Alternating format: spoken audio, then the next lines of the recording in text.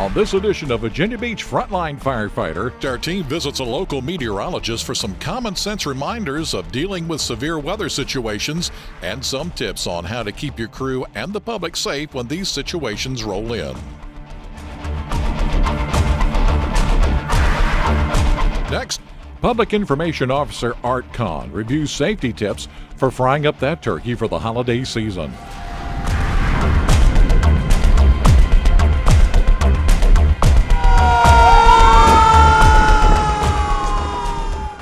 And finally on Frontline, Master Firefighter Stuart Sayer goes over apparatus positioning on the fire ground.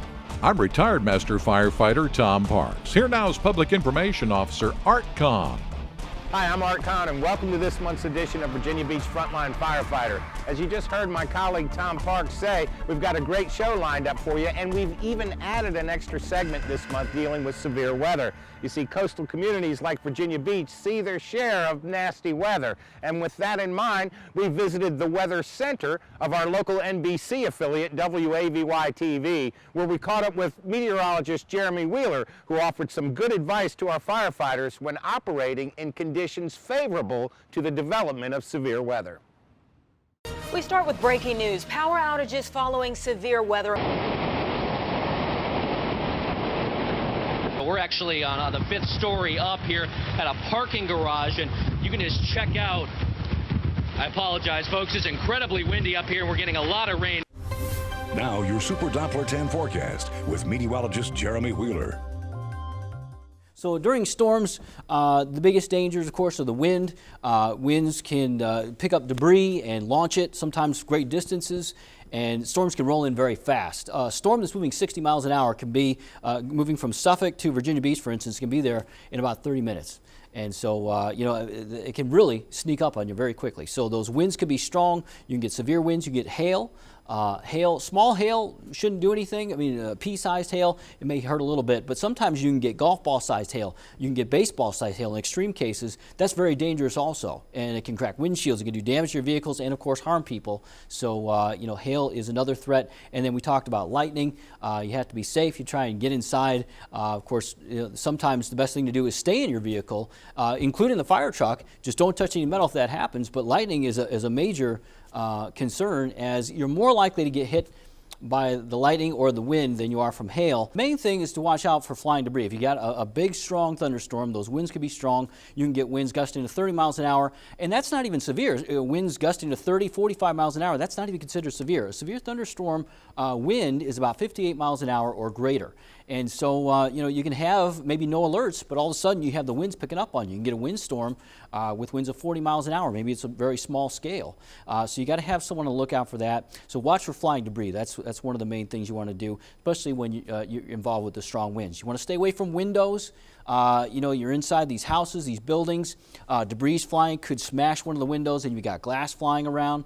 Again, that's pretty common sense. But the thing is, you get really excited. You're moving around really fast, and you forget. So you just want to try and train for it, so you can remember to do that and stay away from those windows when there's strong winds or debris, especially on the windward side of a building. You want to communicate with someone that's watching the weather. That's one of the probably most important things to do, because you've got guys that you have people that have to focus on what they have to do inside that building and try and rescue people. And so, you don't have time to be looking out the window, which you're not supposed to do anyway, for the weather. So you got to be in communication with someone who's watching that weather, and that's probably one of the most important things that you can do. So the danger does increase with multiple stories. The wind increases as you go up in height, usually in a storm, especially during hurricanes. And so you need to factor that in. Winds can be extremely different. Sometimes you can increase about 10, 20 miles an hour when you go up several floors. And so, of course, that's a danger. And then, of course, taking the time to get out of that building if there is a danger, maybe you have a severe thunderstorm warning or a tornado bearing down on you, you have to allow that extra time to try and get out of the building as well with multiple stories. The severe weather started to cause problems for people within the last few hours, just like meteorologist Ashley Baylor predicted. In the box, as you can see, live pictures from the Virginia Beach oceanfront, a live look at the radar, and Tower Cam 10. This is video we got from Tower Cam 10 as the storm started to move through the metro area just before 9 this evening. In the video, you can see lightning in the storm cloud.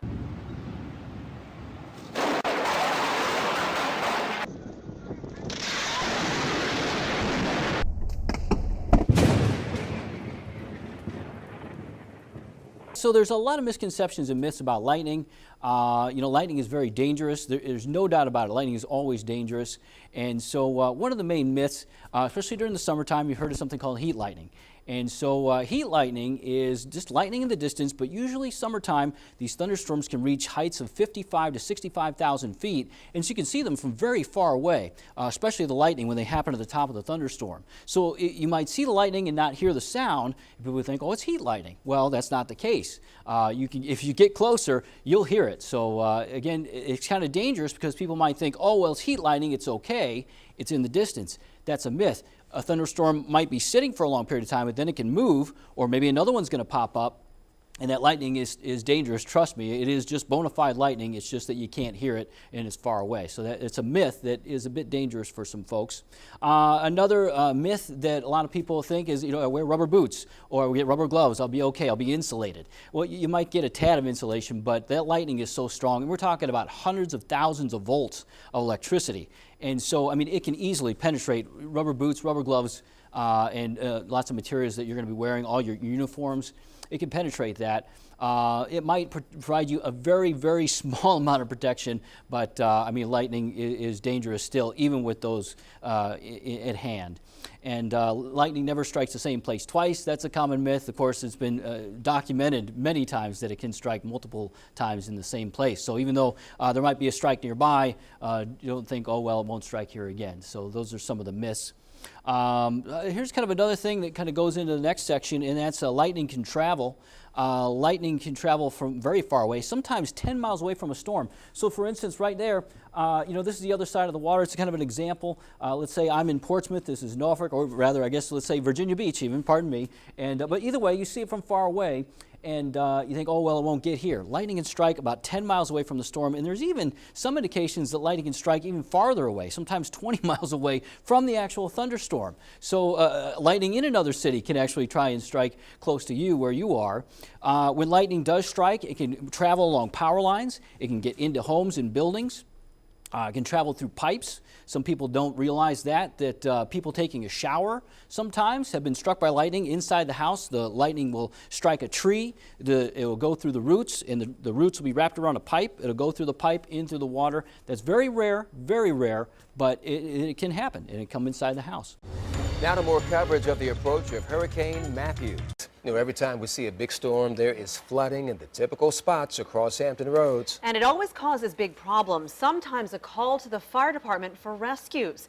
Fireboat 6 in Virginia Beach. Working home, yeah. Hey, do you know, are you doing okay? Is there anything you need? No, this is the road, right? Yeah, this is the road. This is it. Flash flooding, what is that? Well, flash flooding is basically flooding that happens in a very short period of time. Typically, it's within 6 hours of the onset of the rain. In some cases, it's much less than that, usually within 3 hours. But a general guideline around the country is about 6 hours, and for that water level to come up very fast. Now, it doesn't have to, the rain may not fall where you are. It may come upstream and travel down a river, or maybe it swells up a basin, a lake, a pond, something like that.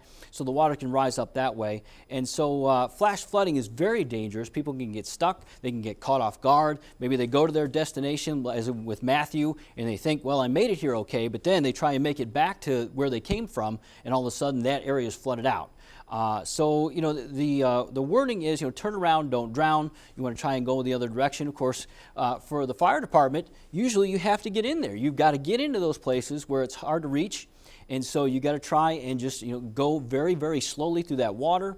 And, flash flooding can occur anywhere. That's kind of a myth that people think, oh, it can't happen here because I'm far from a river or high up elevation. But if you get enough water in a small location, you can get flash flooding, as we saw with Matthew. We had pretty much a flash flood for, I want to say, about 80% of this area.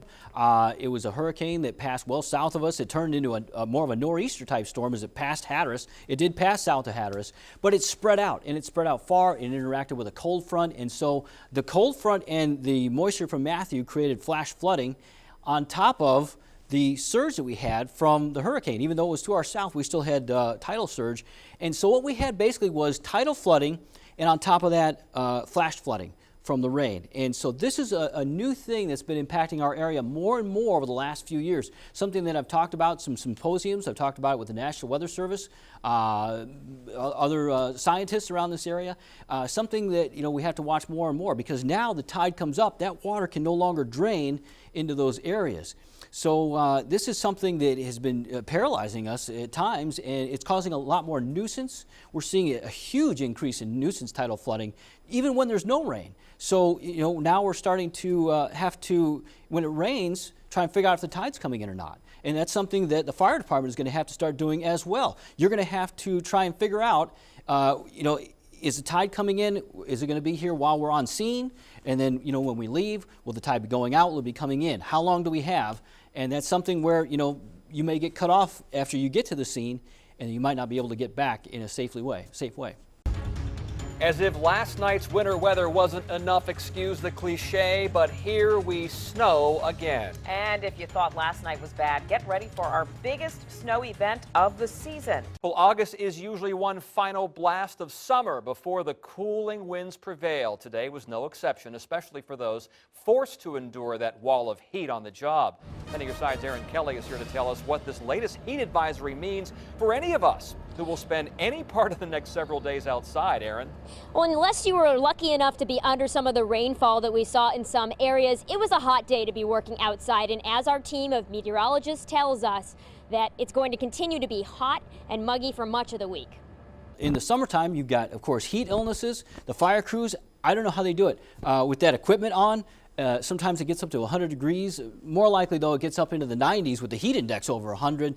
And so dehydration, heat illnesses, it'll sneak up on you. That's the thing. When people take heat for granted, that's when they get harmed. And so you always have to be mindful of that. And I'm sure the firefighters train accordingly for that because they have to deal with it so often. But that's something that's very dangerous. In the cold then, well, there's the heat. In the cold, you've got, of course, ice. That's something that you have to watch out for. You've got ice on the ground sometimes, so firefighters walking over that can slip and get harmed. You've also got frostbite, which can happen. I grew up in Illinois. I'm very familiar with that. One time, the coldest I've ever been in my life wasn't when the temperatures plummeted down to negative numbers. It was when the temperature was about 30 degrees and I got wet from blowing snow. And so, that's something that also you can take for granted, and you can get harmed by that. You can get frostbite, and you can get other types of illnesses as well. Also, your hands can freeze to the equipment. If it's very, very cold outside, you get a little bit of water on it especially, your hands can literally freeze, so I'm sure the firefighters train for that as well. Extreme cold, you got to wear that equipment and appropriate equipment to deal with that. Well, continuing our coverage of the severe weather now. We are following up on reports of storm damage in the Bay Colony area of Virginia Beach. That's where we find 10 of your side's Liz Kilmer. Okay, and Liz, what's happening out there? Well, we've just learned that there are 2 trees down. One is a couple of blocks from us. The other is right here. You can take a look. This is by Bay Colony Drive and East Bayshore Drive. You can see this tree took down wires. Several homes are without power right now.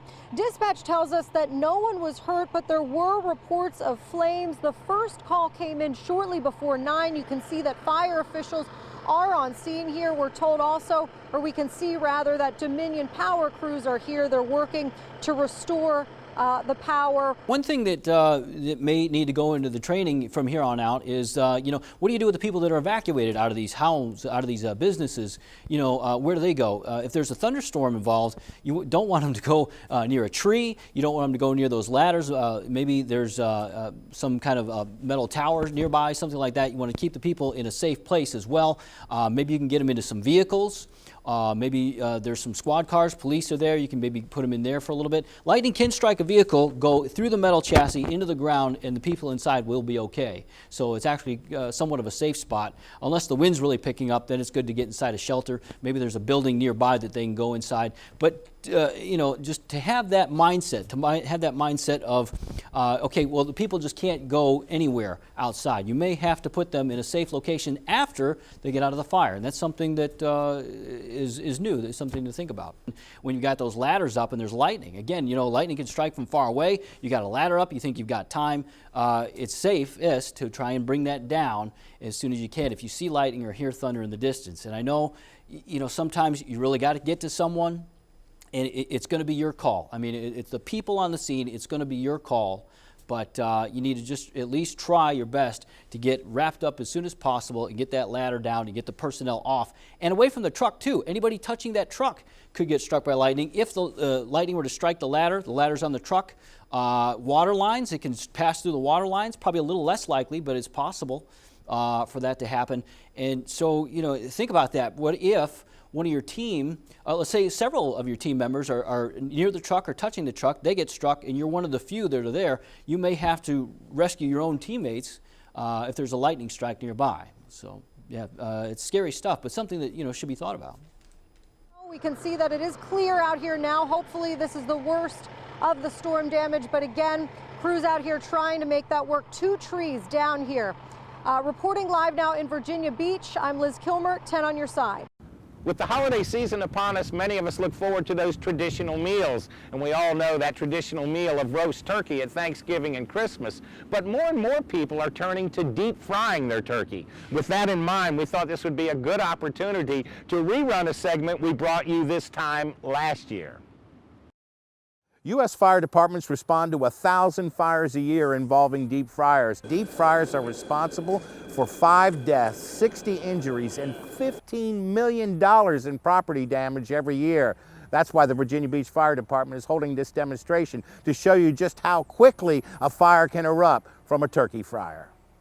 The Virginia Beach Fire Department would like to remind you that these fryer fires are preventable and offer some safety tips for cooking your holiday feast with a deep fryer. First, thaw that turkey. A partially frozen turkey can create a fire or an explosion, as it did in this case.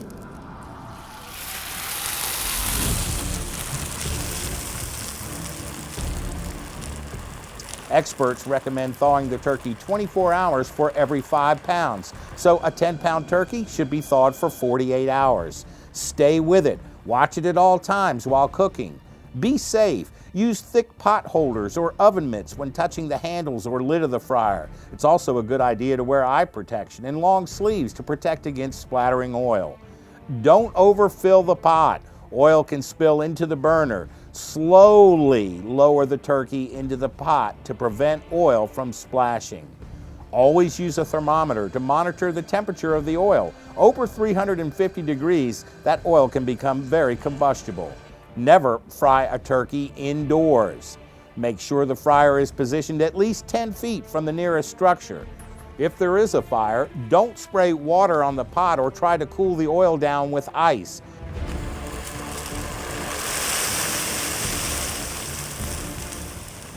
Always use a fire extinguisher.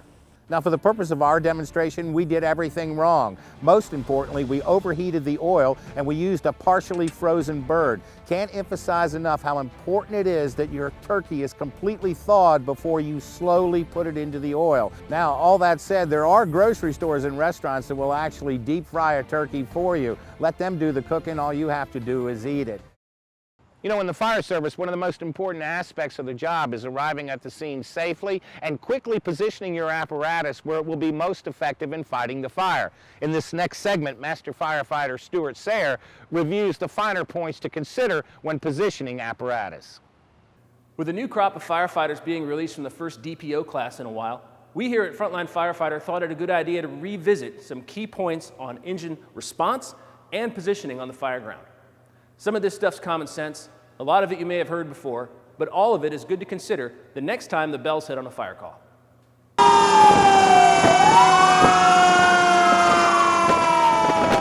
Be patient when responding. White-knuckled rage while behind the wheel is not productive while responding. We all know that people can do strange things when they look up and suddenly see a 50,000-pound fire engine bearing down on them in their rearview mirrors. Slower can sometimes be faster. Allow the drivers to see you and give them time to react. Slow down before you are right up on unsuspecting motorists, and don't necessarily stand on the federal queue while you wait for them to move out of the way. Causing a driver to panic will only make matters worse, especially while approaching a busy intersection where you risk sending a confused, panicky driver into fast-moving cross traffic that may or may not have seen or heard all the fuss you're making. Consider the other units responding and the routes they may take to get there. This is especially important when second due or later. It's easy to take the direct, shortest route as the first due company, but taking an alternative route into the neighborhood or a side street adjacent to the fire street may yield benefits when it comes to preventing units from stacking up in a single location, allowing an alternative access point to the scene, or facilitating laying out or laying in to primary or secondary water supplies. Doing this requires discipline to acknowledge that you may not be first in, but it's better than everyone racing each other to the incident, only to find that everyone arrives at about the same time and realizing that nobody brought the water with them. Do not block streets if you can help it. Sometimes it's just flat out not possible, but it's always better to keep a roadway open, and that's not just for the flow of traffic. An open road allows for options when it comes to positioning of apparatus. It can allow for access for other emergency vehicles if needed. It can provide for apparatus repositioning if needed. It's common sense. If you find yourself blocking a road or stacking up behind another heavy apparatus smack in the middle of an intersection, the chances are that there may be a better place for you to be. Know when to surrender the attack position. You are arriving a half a block ahead of the first due engine to a large structure you have limited knowledge of. Do you swoop in, take the attack position, and thumb your nose at the rig who should have been first due? Or do you recognize that you don't know the structure, the staff, the suppression system, or the building layout, and wait the 5 seconds and allow them to take the attack position knowing you have just surrendered the bragging rights? The answer is hopefully self-explanatory. Recognizing that your actions directly affect the outcome of the incident, have the operational discipline to recognize if you are to become an asset or a liability. Recognize that beating a unit to their first due can sometimes present more difficulties than it's worth. There are times, of course, where this cannot be helped, but we as firefighters can be a competitive bunch. Be professional enough to know when it's time to turn that off. It's an emergency, not a race. Engines stretch more than ladders do. When positioning the engine, there is a lot more flexibility with positioning than when positioning the ladder. The term scrub area describes the area that an aerial can effectively reach when extended. Couple that with the amount of equipment that a ladder has to shuttle to and from the fire building, it is almost always the best practice to have the ladder take position in the front of the building, especially when the building is facing a street. On a narrow, crowded street where you know the first due ladder truck will be arriving in the opposite direction, that may mean you stop short to facilitate placement of the ladder truck. Truck placement can also depend on the size and location of the fire in the structure, especially if it's a large structure. An aerial device has a very limited area in which it can be effective. As an engine, all we have to do is pull more hose. Pull enough hose when laying in. Back when I came into the fire department, a lot of engines had loops already in the supply hose. You plop the loop around the hydrant and you laid into the fire building. For whatever reason, we have largely gotten away from this practice. And the result is that from time to time you hear about an engine having trouble connecting at the hydrant. It's simple. If you have a large commercial structure, a multifamily dwelling, a hose lay of 700 feet or more, or you anticipate using more than 1,000 gallons per minute regardless of what is on fire, pull enough hose so that the water supply engine can connect to their LDH discharge. If that means visualizing an engine sitting there and walking 20 feet past the hydrant, dragging the 5-inch, so be it. By the same token, if you are the water supply engine and none of the above criteria is met and your officer has not instructed you to, connect the hose directly to the hydrant and charge it when the attack piece is ready. The water will still get there, it's a lot faster, and since you don't have to sit on the hydrant, it allows for another set of hands on the fire ground. Response and positioning is a dynamic process that requires attentiveness and composure. Remember these rules of thumb as you progress in your careers as driver pump operators, and as always, be safe, be positive, and follow the directives and command of your officers and chief officers. Well, that's going to wrap up this month's edition of Virginia Beach Frontline Firefighter. Thanks for watching. As always, we want to remind you that if you have any suggestions or comments for future shows, send them to Kirk Kellerhals at the information you see on your screen. We'd also like to remind you to like us on Facebook, follow us on Twitter, and watch us on YouTube. For Virginia Beach Frontline Firefighter, I'm Art Kahn.